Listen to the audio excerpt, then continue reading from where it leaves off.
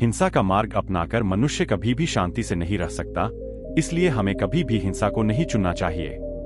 आज की कहानी भी एक हिंसक डाकू अंगुलीमाल पर आधारित है, जिसने बुद्ध के ज्ञान की रोशनी के आगे अपने हिंसा के हथियार को त्याग दिया। यह बात उन दिनों की है जब मगध राज्य में अंगुलीमाल नामक एक डाकू का खौफ बैठा हुआ था। वह बहुत भयानक था। उसका नाम अंगुलीमाल पड़ने का यह कारण था कि वह जिसको भी मारता था उसकी एक अंगुली काटकर अपने गले में माला बनाकर पहन लेता था। एक बार गौतम बुद्ध जिस मार्ग से जा रहे थे, उसी मार्ग पर वहां अंगुलीमाल डाकू आ गया। अंगुलीमाल बोला, रुको, कहाँ जा रहे हो? गौतम बुद्ध रुके और बोले, मैं तो रुक गया, पर तुम बताओ, तुम कब रुकोगे? अंगुलीमाल बोला, सन्यासी, ऐसी बातें करके तू बच नहीं सकता। बुद्ध बोले, मैं तो यहां से जा ही नहीं रहा, यही खड़ा हूं। अंगुलीमाल बोला, क्या तुझे मुझसे डर नहीं लगता? मैंने कितने लोगों को मारकर उनकी अंगुली काटकर अपने गले में माला पहन रखी है। बुद्ध बोले, डर तो उनसे लगता है जो ताकतवर हो, पर तुम तो मुझे ताकतवर नहीं लगते।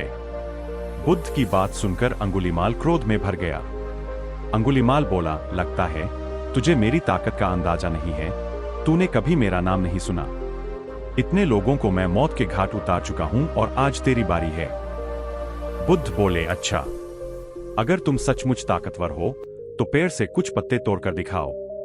अंगुलीमाल ने क्रोध में जाकर पेड़ के पत्ते तोड़ दिए और बुद्ध को दिखाते हुए कहने लगा, देख, मैंने इस पेड़ के पत्ते तोड़ दिए, मैं तो इस पेड़ को भी उखा सकता हूं। मेरी ताकत का तुझे तब अंदाजा होगा जब इस तलवार से मैं तेरे प्राण लूंगा। बुद्ध बोले, अब इसी पत्तों को वापस जोड़कर दिखाओ। अंगुलीमाल बोला, मूर्ख, ऐसा कभी संभव है क्या? पत्तों को तोड़ने के बाद भला जोड़ा जा सकता है? बुद्ध बोले, फिर तुम्हारी यह किस प्रकार की ताकत है भीखू? भीखू नाम सुनते ही अंगुलीमाल बोला, तुम्हें मेरा यह नाम कैसे पता चला?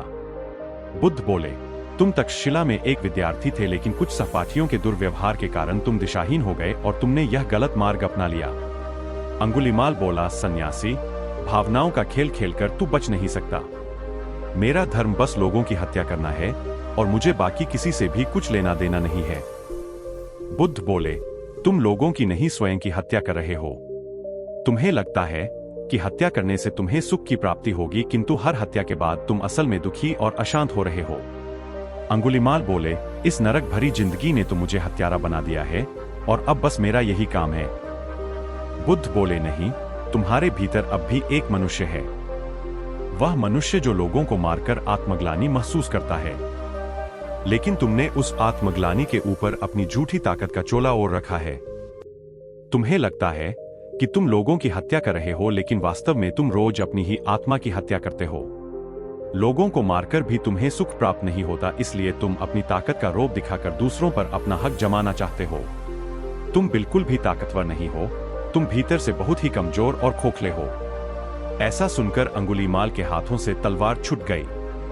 बुद्ध की इन बातों से अंगुलीमाल को ऐसा महसूस हुआ जैसे किसी ने उसकी दुखती रग पर हाथ रख दिया हो। किसी ने उसके हृदय को साफ साफ आईने की तरह उसे दिखा दिया हो।